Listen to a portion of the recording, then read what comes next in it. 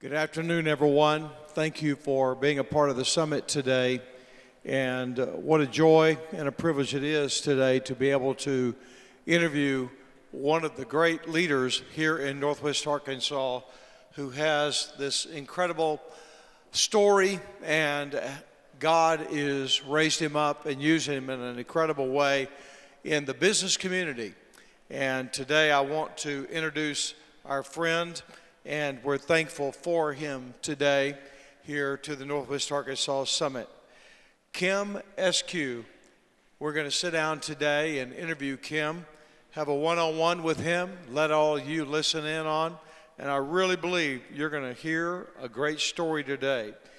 Kim joined Harps Foods as a student checker in 1977 in Springdale, Arkansas, while attending the University of Arkansas in Fayetteville. After completing his Bachelor of Science degree in Administrative Management in 1980, he held the positions of grocery manager, store manager, district manager, director of merchandising and advertising, vice president of marketing, and executive vice president, president, CEO, and now he's the chairman of the board of Harps. Kim currently serves on the board of directors also of the National Grocers Association, Oklahoma Grocers Association, Associated Wholesale Grocers, and Harris Baking Company. Kim and his wife Karen, they live in the city of Springdale. They've been members of our church for many, many years, and we're so thankful that Karen is with us today, and family members. And Karen, thank you. And y'all welcome Karen today. She's way over there. And then today, I want you to put your hands together, and y'all welcome one of Northwest Arkansas's great leaders, Kim Eskew. Would you please come? What a privilege and what a joy. Welcome to the summit, Kim. But thank you for being a part of here today. And Kim, I know you were raised in Piggott, Arkansas. How many of y'all know where Piggott, Arkansas is? All right, look here. We got a lot of folks that know that. Now, being raised in Piggott, Arkansas, I want you to tell us what it's like to grow up as a child there and about what all you learned while you were there. Well, thank you, Brother Ronnie. Piggott's about as far away from here as you can get and still be in Arkansas, so it's in the northeast corner of the state. And I grew up in a small church in Piggott.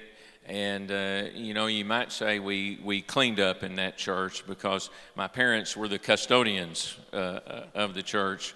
So after services every day, the whole family, when we would have service, would usually get together and we would go through all the pews and pick up all the paper and all the stuff that everybody leaves behind. So I was raised in church. And obviously we were at church every time they opened the doors, and back then they opened the doors a lot more than they do today. That's right. So that was frequent. My dad, we were really a poor family, and he worked 2 jobs most of my life, and that's not counting being the custodian of the church, which was just a little extra that he did, but. When we were young, he felt like, technically we may have qualified for government assistance and whatever there was available, but he felt like, well, the one thing I can do is work. And if working 1 job is not enough, I can work 2 jobs. And if 2 jobs aren't enough, I can work 3 jobs. And in addition to doing all that, and I didn't know that some of my friends probably felt this was weird, but he trapped rabbits, and during the springtime when it was frog season. How many people know when frog season is? We gigged frogs, and he also raised a really big garden. Now, I didn't know that everybody didn't do those things, and so I ate rabbit and frog legs, and I was probably 15 or 16 years old before I knew that vegetables came in cans because, my mom canned everything from the garden. Now that's really good eating, so I wasn't suffering. But my parents demonstrated that whatever it takes to provide for the family, that's what I'm going to do. And that also included, going to church every time the doors were open. And it was one time in church and during Vacation Bible School, actually during Vacation Bible School, when the Lord starts dealing with you, the tendency is to make excuses, right? And even as a 9-year-old in Vacation Bible School, as the Lord was dealing with me, I resisted, and I saw some of my friends get saved, and especially the last day when they had an invitation, I really felt like I should go forward, but I didn't. Now, that was on a Friday. That night and on Saturday night, I couldn't sleep. And so finally, that Saturday night, I said, okay, God, I got it. And then that Sunday morning in 1965, the week after Bible school had ended, I went forward and accepted Christ as my Savior in that church. The sense of, it's like when you do that, why not wait? And the sense that comes over you, the peace, is hard to explain, but nonetheless, it was very clear to me what God wanted me to do, and it felt really good to do it. The rest of my life, somewhat uneventful, but my brother, when he was 16 years of age, on a Sunday night at church, he went forward and accepted the call to the ministry. And weren't exactly sure what that meant at the time, but he became a preacher and a pastor. And during the summers when he would come home from Bible school, his little brother would usually go with him. Like lots of guys that are going to seminary and so forth, during the summers they may go out and preach, and lots of youth revivals back then. And I traveled with my brother for those youth revivals. During one of those trips, he was preaching a youth revival in West Plains, Missouri, and my parents had taken me to be with him. I couldn't ride with him because I had a baseball game, and then they took me on Saturday. On the way back, they had a car accident, and both of them nearly died. My mother was in a coma for 49 days. And I was 15. My dad was in really bad shape, but not life-threatening shape. The things that happen, and I'm not the only person who's lost a parent at a young age, but from a spiritual sense, you never prayed for anything harder than when you don't know if your mom's going to live or not. And in those days, a small town, a rural town, a farm town, every church was praying in the town. And we had, and lots of churches have this guy, the guy that you think somehow he has a direct line to God. I mean, if he tells you he's praying for you, you're thinking, okay, God will listen to him. And I remember him coming to me after we had a prayer meeting on a Wednesday night, and he told me, he said, Kim, I really feel like that everything's going to be okay. God has just given me that reassurance. And it wasn't too long after that my mom died. And when you're 15, you've lost your mom, and you really think, I don't know anybody more involved in church and doing what we believe we need to do than my family was at that time. And so, it led me to some really tough decisions on faith, during that time that sometimes it's not always a smooth ride. And you can look on the good things or the bad things, because in any situation, you can choose what you're going to focus on. And I think I came through that a changed person, but I think it actually deepened my faith and commitment, but was a traumatic time. Now my dad suffered probably depression after that. I didn't know what you called it, but he would come home and just sit in the chair and cry, and I was having to take lots of the responsibility for, like, the garden. I was having to work the garden and go to school and cook and clean, because it was just my dad and I at home. My brother had gone back to college, and my dad was somewhat critical because my dad was a worker. I mean, this guy had worked all his life. He worked physical stuff with his hands, and he was fast, and he could just work forever. He was like a machine. I wasn't quite that good.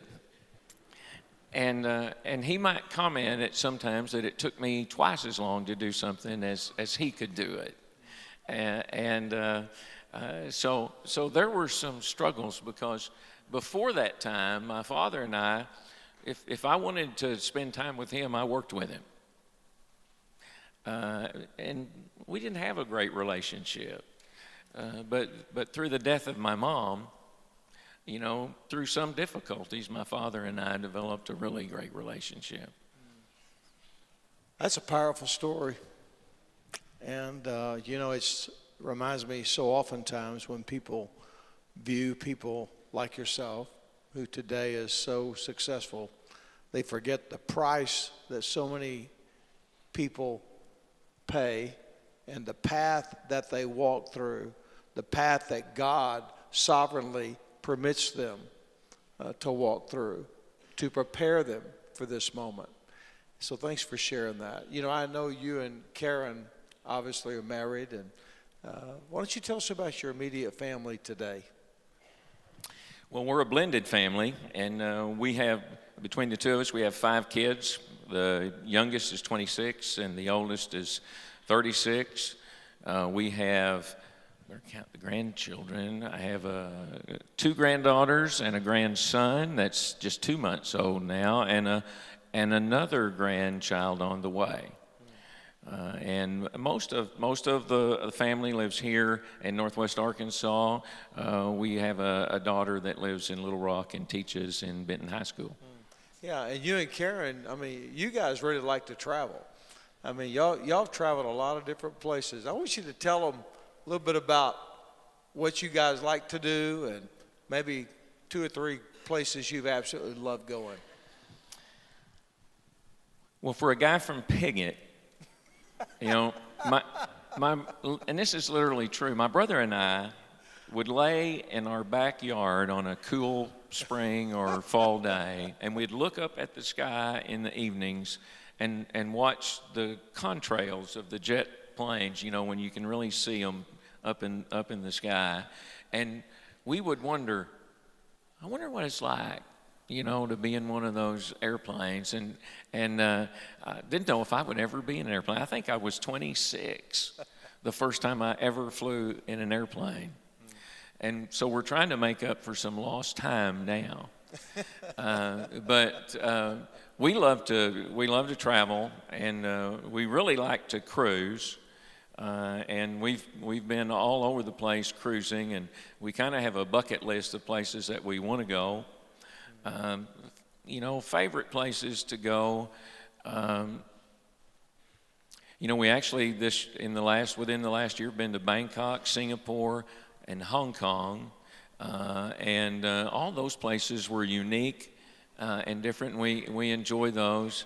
For our family, the favorite place is Walt Disney World. It's also about the most expensive place we go. But we do like to go to Disney. And, we went to, with Pastor Floyd, we went to the Holy Land, and that was a great trip, and we plan on doing that again. That is one of those impactful trips that changes how you look, even as you read through the Bible and you read some scripture and you're relating back to when you were standing there in the Holy Land. That just adds a dimension to scripture that it would be hard to get any other way. But cruising's our favorite thing to do, and that's because we like the food. Yeah. Well, you look like you take great care of yourself, so congratulations on that. But how did you choose the grocery business? I mean, what a story. It kind of chose me. I started working in the grocery business at a little store in Piggott called the Rebel Market, which is politically incorrect now probably, but it was called the Rebel Market. And worked for a guy that he was the dad of a friend of mine that we played on the football team with, and had a great time. He really enjoyed the business, but I never honestly considered that as a career, because in Piggott at the Rebel Market, even the department managers might have made 10 or 15 cents more than minimum wage, so it didn't seem like a very good career choice. But I came to Northwest Arkansas and lived in Springdale and attended the University of Arkansas, and I needed a job. So I got a job at Harps. And after worked there for a while, and I, you knew the family and you knew the kind of culture that they had there, I really felt like that was something I could do, and I felt led to do that. And so I'd originally been an engineering student, and there's a big difference between an engineering student and the grocery business, but I chose the grocery business, and it went on from there. But that was, I intended on it being a part-time temporary job just to get me through college. And obviously you've been a part of Harps, as I read through your bio for everyone a moment ago, all your career basically. And talk to us about the history of that store, because we see Harp stores all over this region, and most people have never, or they just don't know the history of it. But it has as just a remarkable history as many of the other corporations in this region, and it's quite remarkable. Well, Harps was a family-owned business, and it started in 1930 when Harvard and Floyd Harp returned to Springdale from California and invested what money they had, I think it was $500, and opened Harp's Cash Grocery on Emma in Springdale. And that was in 1930. We didn't grow a lot because the second store didn't get added till 1964. And it was also about that time that Harvard's oldest son, Don, also joined the business, and there are probably some people here who know Don. You know Don, or knew Don. And so he was the president and CEO beginning in 1968 when Harvard died in a car accident somewhere between Springdale and Harrison, where we had a store in Harrison at that time. And then in 1994, Don's wife, Martha, developed a brain tumor. And Don, immediately laid down his job, took off from work, took a leave in order to help care for Martha. And I think probably maybe just a little more than a year, they tried everything like you do, but Martha passed away. And it was at that time, both Martha and Don were members of First Baptist Springdale at the time. Don decided to leave the business then, and so Don's other brother, Gerald, took over as the president and CEO in 1994. And between 1994 and the year 2000, Gerald was the president and CEO.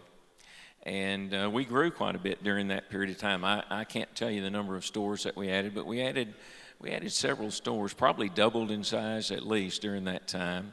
But Gerald got to the point, family businesses can be tough, especially as you get to different generations.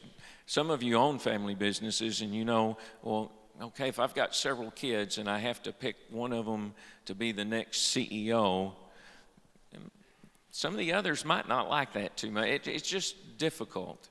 And I think as Gerald was getting near retirement, he decided, I'm not going to do that, and instead I'm going to sell the company. And for a while, I think they were marketing Harps to see if anybody wanted to buy us, and someone almost did. a company called Houchins Industries in Bowling Green, Kentucky, almost bought us. Now, Houchins was an ESOP, and that deal fell apart toward the end, but the idea of becoming employee-owned was hatched. And so Gerald decided that that's what we would do. And so in 2001, the family literally sold the company to the employees. And in 2001, we became an employee-owned company. What would Mr. Harp that started that store with $500, what would that be worth today? You ever done that? I haven't done that math. It would be a considerable sum. I'm sure it would have been one great investment. Yeah. So why did Gerald decide to do that in moving it to an employee-owned company? Was the motivation family, or was it just what he felt was the best thing long-term for Harps? I think it was both. I think he felt it was in the best term long interest for us. I think he felt confidence in the leadership that was in place. I think he knew that the people that were going to be left behind were going to take care of the people that had worked for him for so many years. And that's any time in this business, when you have an independent grocer or any independent business person, when they sell their business, one of the important considerations is always, well, are they going to take care of these folks that have worked with me side by side for so long? And I think he felt that. And Gerald was a great guy.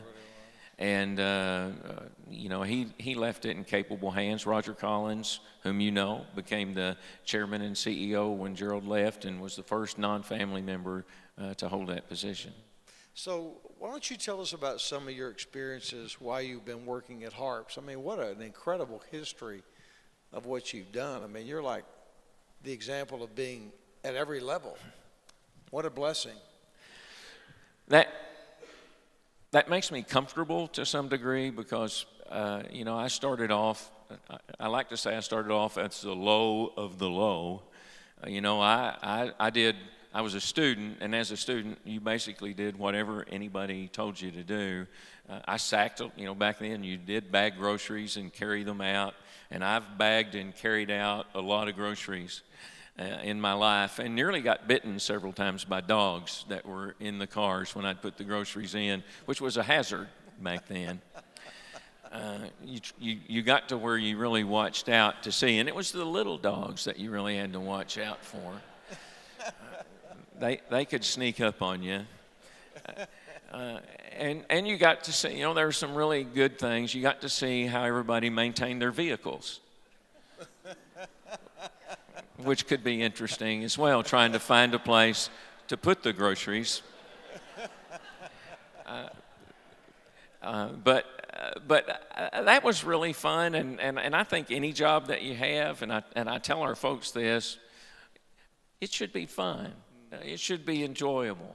And that was fun for me. And I've enjoyed virtually every position that I've held as I've come through the company. Obviously, when I started, it was a family-owned company, and I can tell you, I think the most money my dad ever made in a year was about $7,000. And I started working for Harps, and I kind of heard what some people were making, and I thought, man, if I can make that much money, I'll be rich. It seemed so much more than I was used to. And so my dream job at the time when I started with Harps was to be a store manager. That was my dream job. And so as I advanced up, now I was focused on doing that. And so whatever I needed to do to get to that goal, I tried to do. And I tell our folks now when I'm having this conversation, I tell them, now, you can't do some of the things that I did because, I worked off the clock, and that'll get you in trouble today. But if there was something I needed to learn, and this may not have always been the truth, but I had a manager who told me, well, I can't pay you to learn that, but if you want to come in on your own time and learn it, that's okay. So that will get you in trouble today. But that's what I did, and I would come in to learn how to do things in the business because I knew the more I know, the closer that gets me to my goal that I'm trying to get to. And so I applied that in every way that I could. I even cheated, when I would stock groceries. Everybody took an hour lunch when they were stocking groceries. Well, I always wanted to win. When I stocked groceries, I wanted at the end of the day to be the guy who had put up the most cases. And so one of the things that I did was I would punch out and I would take about 15 minutes to eat. And then I would go back and stock groceries for the rest of the 45 minutes that I was still punched out, while all the other guys were on lunch. And so that enabled me to get a leg up. But again, I was trying to win. And I wanted to make a good impression. I wanted people to know this guy will work hard. So I progressed from stocker. I moved to, when I graduated from the University of Arkansas, I moved, they call it a closing manager. That means I got to work a lot of nights on the job. And then I moved to Mountain Home, Arkansas. I got promoted to what we call the grocery manager in Mountain Home, Arkansas. We had a little store in Mountain Home at the time, and worked there for a couple of years. And the truth is, I worked there a couple of years for the meanest man in the world, which was a beneficial experience that I did not appreciate at the time. And the first year I was there, this guy wanted to fire me 4 times, and would have fired me had he gotten the blessing from our HR department back in Springdale. But what I didn't know when they sent me there was he had picked out somebody, the supervisor for those stores had somebody he wanted for that job, and they had sent me instead and had overridden that person. So when I got there, he wanted me to leave. And so that was a tough period of time, but it was a time that I learned a lot of stuff, because I don't know about you, sometimes I learn stuff the hard way. Lessons that stick with me the hard way. And one thing this guy told me once that was really profound, I don't think he meant to, but he said, "Kim, you know what your problem is?" And this guy didn't like me, so I didn't know what he was going to say. But what he said was, he said, "You think that because you're right, that I should do what you want me to do, or I should let you do what you want to do." And he said, "But because I own this company, I don't have to." Now, that's profound, because that's always true when you work for somebody. And he nailed me right between the eyes, because I really did think, well, I'm here to maybe do what I think needs to be done rather than what my boss think needs to be done. And I learned that, well, for me to be successful and to survive, this is the guy I need to make happy. And so I had to figure out how to make him happy. It wasn't my most pleasant work experience, but it was very valuable for me at the time. And Kim, this is like a big question, and I'm sure that you get asked this question quite often, especially when you go into conferences or various places around the country. But here you are, located in Northwest Arkansas, with Harps Foods, leading that incredible company forward. And you're also located in the same region with the #1 retailer in the world. Now, how's that working for you?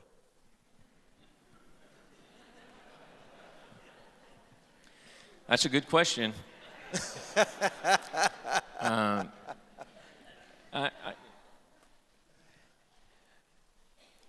I get asked that question a lot, and one question we get asked is, how have you guys survived?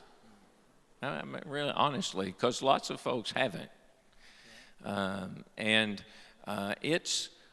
It's really tough in Northwest Arkansas when you think about where we sit right now. I don't know how many folks in this room, either directly or indirectly, derive your income from Walmart in some way. You know, whether you're in the restaurant business, the hotel business, the car dealer business, even the church business. You know, those folks attend church. They live here. They invest here. A lot of people, especially a lot of my peers that are in the grocery business, if they're 1,000 miles from here, they'll label Walmart as that great corporate interloper who's coming in to take the money out of our community and send it back to Bentonville. Well, we're where they send it, you know. And the honest truth is, you know, Northwest Arkansas has benefited greatly from Walmart's presence here, both from a business sense and population growth, but also, you know, they're pretty generous folks. And they contribute millions of dollars to lots of worthwhile organizations in Northwest Arkansas. And so our job in the midst of an area and a region where lots of folks, and even lots of folks in Arkansas, are proud that the number one retailer in the world is from Arkansas, you know, and we've got to get folks to shop with us in the midst of that. You may work for Walmart, or you may work for a Walmart vendor, or from some company that's doing some service for Walmart, but please shop with us. You know, we need you. Those guys have lots more money.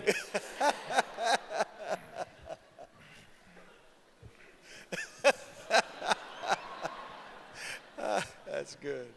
So, like, how's the competition there? I mean, how do you work through all the challenges? I mean, there are challenges, but obviously you are extremely successful. So, I mean, what's the secret? You know, we just opened a store in Lowell, Arkansas, and right now there is not a Walmart store across the street.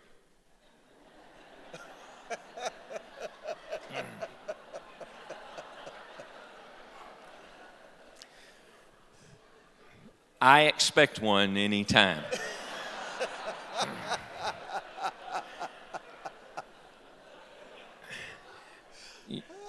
You know, we have a camera live on the scene right now. Yeah. Yeah.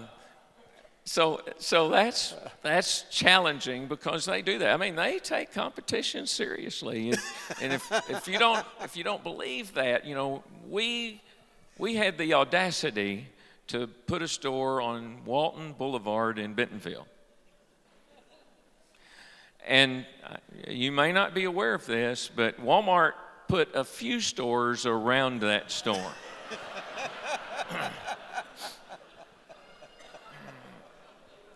I think they were trying to send us a message. So it's hard. We compete with Walmart for customers, and we compete with Walmart for people. And the customer part is hard because they're really good at what they do. And like lots of companies, the closer you get to home, the better they are. So I visit Walmart stores all over the United States, and I can tell you, the best ones are right here. And it's not close. It's not close. They do a great job here. And you combine that with the number of people who work for them and with them, and it makes getting customers and business difficult. They're a formidable competitor, and so we try to do stuff differently, and we try to emphasize, you know, the hometown. We're going to know a lot of our customers, and we emphasize our quality and some of the things that we do. You can buy some stuff in our stores that you can't find in their stores as well.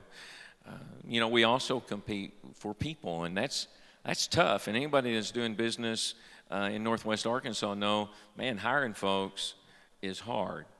And, hiring folks when you're our size and somebody comes out of University of Arkansas or one of the colleges in the area and they're looking at who to go to work for, well, man, Walmart is a big company, even if it's just to get them on the resume. We compete for people by trying to be a great place to work. And I've told some folks that, the mantle of being the world's largest retailer is heavy. And the sheer responsibility that goes with that is great. And it requires a lot. And I've talked to several of the people that have been executives with Walmart and so forth, and while they may love the company, man, it does require a great deal. And I was at a retreat, and there were a number of, it was with Don Soderquist's group out at Greystone and Andy Wilson was the guy that was in charge of that retreat, and there were a number of Walmart people there that we shared experientially, what our jobs were like. And as I visited with them, and I came away from that meeting, I realized, man, I have a great job, because so many of them were talking about not being able to go to their kids' games, not being able to have dinner with their families, and even because of the requirements, the manual, not because anybody demanded it, but because they felt like the job requires it. And the thing we try to offer folks is that we're going to have life balance. I tell our managers over and over again, if your kid's got a game Friday night and you got a 3-hour drive to go to that game, then you can take off work in order to go to that game. Nobody can go to your kid's athletic event for you. It matters that you get to go. And I don't think anybody at the end of their life is ever going to look back and think, gee, I wish I'd have spent more time working. But I think they will say, I wish I'd have gone to more of my kids' games. And so as we talk to people, sometimes we talk to people that have been in the rat race, that have worked those kinds of hours. And the thing I try to appeal to them with is, we're going to offer you a great life. And for the right person, it's a great job. Yeah. Well, thank you for being with us today, Kim. And I want to ask you one other question, and we only have a couple of minutes left. But I want to talk about technology, because obviously technology has rapidly changed everything. How is it impacting what you do at Harps? Well, first of all, technology is really expensive, and in the retail world today, it's changing almost by the minute. Looking at it, when you're us, we don't have 2,000 programmers writing programs for us. I joke with our guys, we've got about 6 or 8. And so it's difficult. It's difficult for a company even our size to invest the kinds of money that some of these companies like Amazon and Walmart are investing in technology. And so, but it is changing the retail landscape, and we've got to change with it. Because online is here. It's not worked very well on grocery so far, but who would have thought that electronics and apparel would be selling the way it is online today, because a lot of that stuff's being sold online. Grocery, it's only maybe 3 to 6% online today. There's some reasons for that, because groceries are cheap and they're heavy, and you buy them frequently. And so I think that doesn't transition very well to shipping them for free. It costs something to do this, though everybody's kind of acting like it doesn't. You know what I'm saying? I mean, imagine right now, I sometimes wonder if I should go there, but imagine, we act like if you're gonna order online, I'm gonna have a person go and select those items online. We're gonna check them out for you. We're going to bag them for you, and we're going to deliver them to your house, and we're going to do that for $9.99. You know, the truth is, you can't do it for $9.99. And so every transaction that happens like that, you make less money on. You might make a little money on it, but you know, a lot of folks aren't making any money. They're losing lots of money. And it's changing, so something you think might be going to work today, tomorrow it might be something totally different, and you would have invested a ton of money in something that's now obsolete. So it's a huge challenge, and it's scary. Because sometimes this online sales moves really quickly, and you can find yourself out of business if you're not part of it. Kim, you've really given us a great interview. Learned about business, had a lot of fun, and thanks for being here today. And may the Lord give you favor and your business favor for many generations to come. Thanks for being here. All right. Thanks. Great job. Yeah.